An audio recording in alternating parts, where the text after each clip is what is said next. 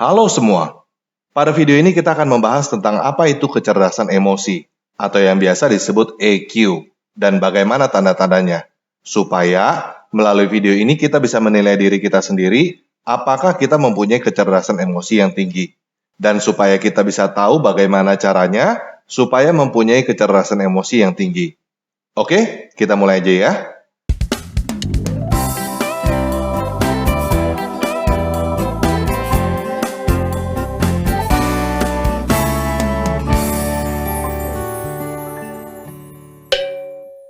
Nah, kecerdasan emosi adalah kemampuan untuk mengerti, menggunakan, dan mengelola emosi, baik emosi diri sendiri maupun emosi orang lain.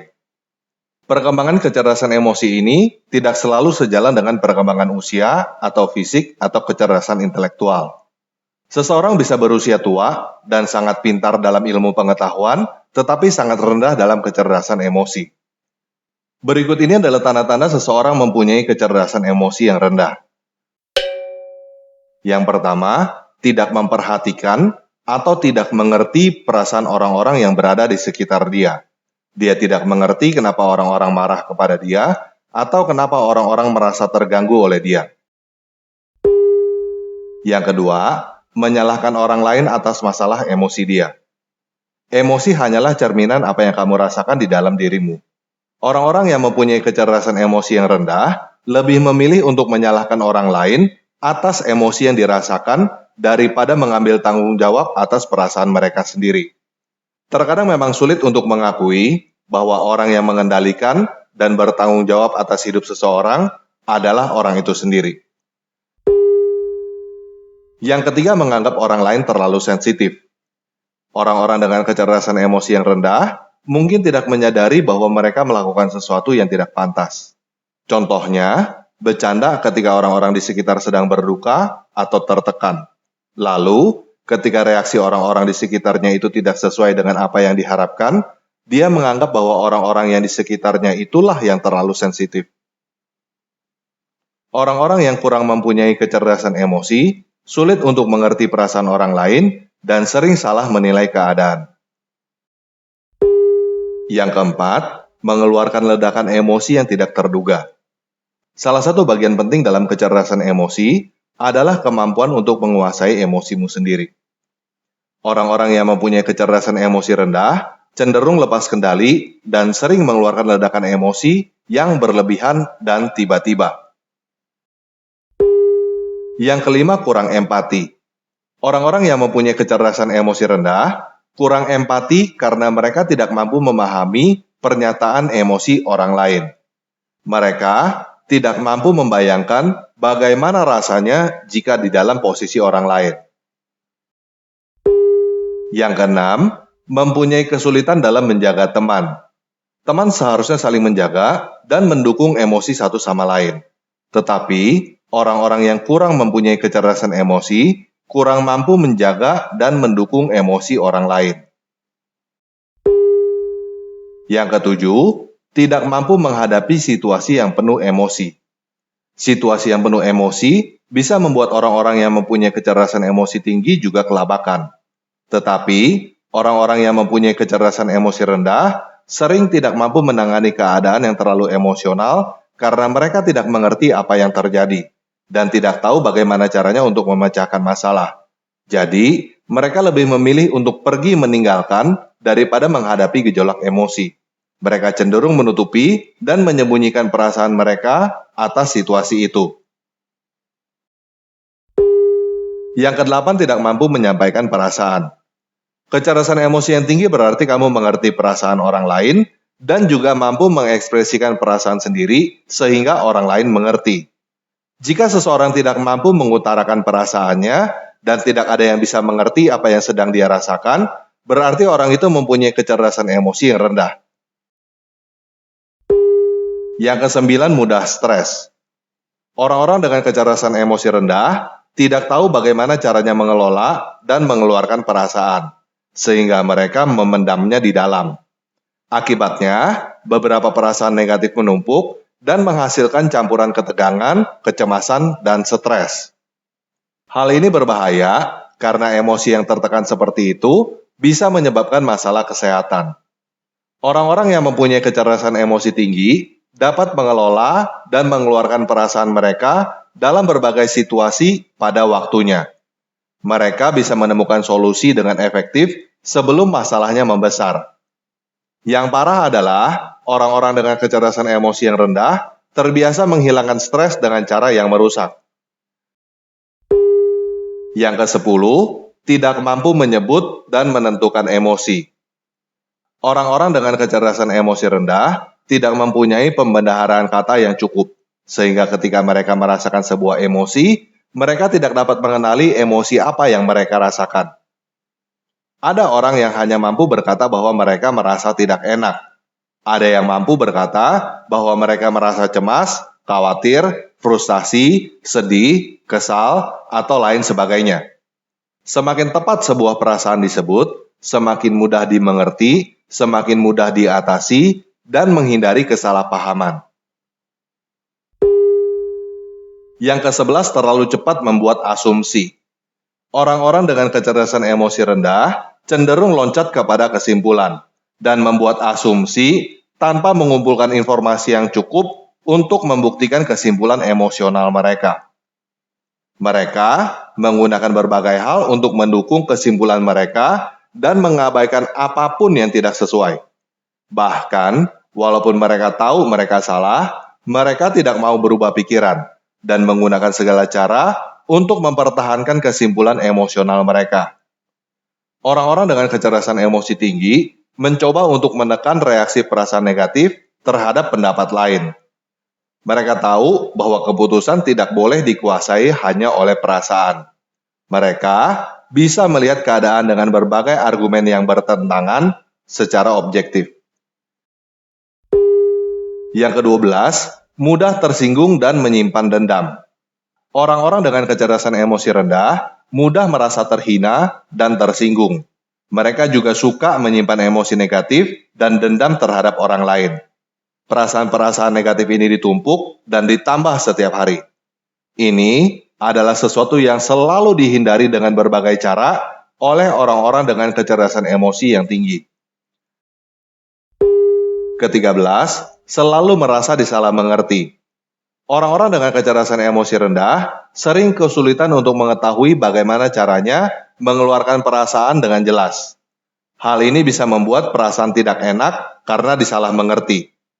Orang-orang dengan kecerdasan emosi tinggi juga mengalami disalah mengerti. Tetapi, mereka tahu bagaimana dan kapan untuk merubah cara menjelaskan sehingga menjadi jelas. Ke-14, sangat sering berdebat. Orang-orang yang berdebat dengan semua orang, berdebat dengan teman, keluarga, dan bahkan orang asing, kemungkinan besar mempunyai kecerdasan emosi yang rendah. Orang-orang seperti ini suka ikut serta dalam perselisihan dan perdebatan yang panas, karena mereka tidak menyadari bagaimana perasaan orang lain. Mereka berkelahi tanpa peduli dengan perasaan orang-orang di sekitar mereka. Ke-15, meremehkan pentingnya emosi. Orang-orang dengan kecerdasan emosi rendah sering merendahkan dan meremehkan fungsi emosi di dalam hidup. Padahal, emosi itu penting untuk membangun hubungan dengan orang lain dan untuk menyampaikan ide dan pendapat. Selain itu, kecerdasan emosi juga penting untuk mendapatkan hasil pemikiran yang baik, terutama pada saat kritis dan beresiko. Ke-16, tidak menyadari pemicu emosi. Orang-orang dengan kecerdasan emosi tinggi menyadari pemicu emosi mereka. Pemicu emosi adalah hal-hal yang dapat memancing emosi tertentu dan membuat orang bertindak sesuatu. Jika kamu tahu perkataan atau tindakan yang bisa memancing emosi negatif, kamu bisa menghindari situasi tertentu untuk mencegahnya. Tetapi, orang-orang dengan kecerdasan emosi rendah tidak tahu apa yang akan mereka rasakan jika mereka mengalami situasi tertentu, sehingga mereka tidak bisa menghindari situasi yang menghasilkan perasaan yang tidak diinginkan. Oke, paham ya? Nah, berikut ini adalah tanda-tanda kamu mempunyai kecerdasan emosi yang tinggi. Yang pertama, kamu mampu mempengaruhi orang lain dengan mudah. Orang-orang yang sadar apa yang mereka rasakan dan kenapa mereka merasakannya mempunyai pengertian yang jelas tentang apa yang mereka butuhkan untuk keluar dari keadaan tertentu.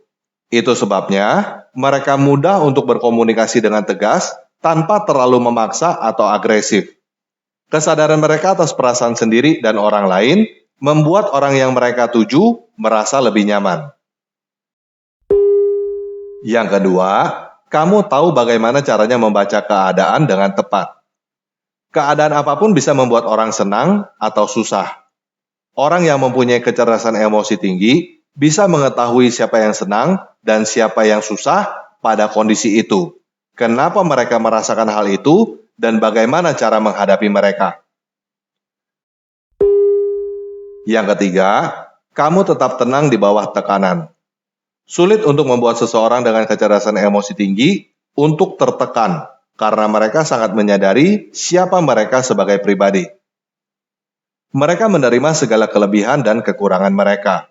Mereka tidak merasa perlu untuk mengejar kesempurnaan karena mereka mengerti dan menerima bahwa kenyataannya tidak bisa menjadi sempurna dan semua orang hanya bisa mencoba untuk melakukan yang terbaik. Itu sebabnya kamu tidak melihat orang dengan kecerdasan emosi tinggi menyebabkan keributan hanya karena ada yang mencoba menghina mereka. Yang keempat, kamu bisa menghadapi kondisi yang sulit. Kemampuan untuk empati dan merasakan apa yang dihadapi orang lain membuat orang dengan kecerdasan emosi tinggi melihat akar masalah dengan baik. Orang-orang dengan kecerdasan emosi tinggi selaras dengan perasaan mereka dan bisa cepat merasakan emosi yang dirasakan oleh orang-orang yang mereka hadapi, sehingga mereka bisa mengatasi kondisi tanpa merusak perasaan orang lain tanpa sengaja. Yang kelima, kamu dapat mengutarakan dirimu sendiri dengan jelas. Orang-orang dengan kecerdasan emosi tinggi mempunyai lebih banyak pembendaharaan kata yang bisa membuat mereka memahami orang. Menjadi orang dengan kecerdasan emosi tinggi berarti mampu mengerti emosi apa yang sedang dirasakan dan apa yang harus dilakukan.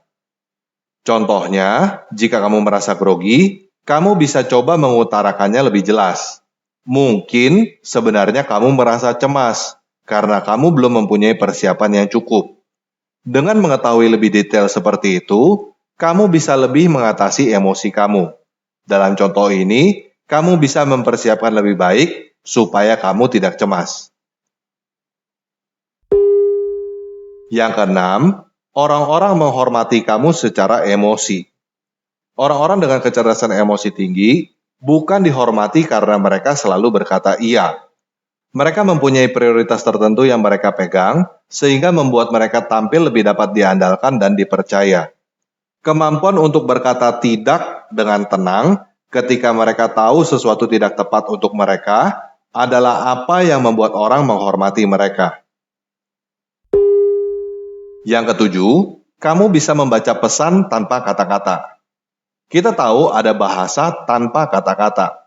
Namun, kita tidak punya kamus yang bisa membuat kita mengerti isyarat-isyarat kecil yang hampir tidak terlihat.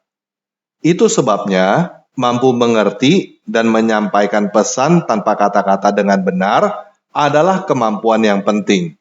Orang-orang dengan kecerdasan emosi tinggi tahu isyarat-isyarat dengan tepat pada saat percakapan. Yang kedelapan, kamu menyenangkan. Orang dengan kecerdasan emosi tinggi tahu kapan untuk bercanda dan dapat menentukan jenis lelucon yang tepat untuk kondisi tertentu, sehingga lelucon itu tidak berbahaya, bahkan mampu mencairkan suasana dan meredakan keadaan yang sulit. Yang kesembilan, kamu peduli dengan orang lain. Empati terhadap orang-orang di sekitar kamu membuat kamu tertarik untuk mengetahui tentang kehidupan mereka. Mereka dari mana, mereka mau kemana, apa yang sedang mereka pikirkan, pada tingkatan yang sehat. Hal ini penting untuk hubungan antar pribadi, karena bisa membuat orang tidak merasa dihakimi atau dikritisi, tetapi juga tidak merasa diintimidasi dan dipantau. Nah, kecerdasan emosi ini bukan sesuatu yang statis. Tidak ada bayi yang langsung mempunyai kecerdasan emosi yang tinggi. Kecerdasan emosi kamu bisa meningkat jika kamu melatihnya. Tidak perlu takut untuk membuat kesalahan, karena setiap orang berbuat kesalahan. Salah satu faktor yang mempengaruhi kecerdasan emosi adalah agama. Itu sebabnya kita melihat ada agama tertentu yang penganutnya gampang tersinggung, tidak bisa menyampaikan pendapatnya dengan baik, menyimpan dendam berabad-abad, cenderung memaksa dan merusak. Kita bahkan bisa melihat orang-orang yang mendalami agama itu, kecerdasan emosinya menjadi semakin rendah. Dia semakin gampang tersinggung, semakin penuh kebencian, dan semakin anarkis. Agama seperti ini adalah agama yang harus dihindari, karena tempat yang penuh dengan orang-orang dengan kecerdasan emosi rendah adalah neraka. Tempat yang penuh dengan orang-orang dengan kecerdasan emosi tinggi adalah surga. Kalau kamu sadar bahwa agama kamu membuat kecerdasan emosi kamu rendah, lebih baik kamu keluar dari agama itu. Karena agama itu hanya akan merusak hidupmu yang sekarang dan yang akan datang. Agama yang benar adalah agama yang membuat kita semakin cerdas dalam segala hal, termasuk dalam hal emosi. Oke, sekian video kali ini. Yesus Kristus penguasa saya mengasihi kamu.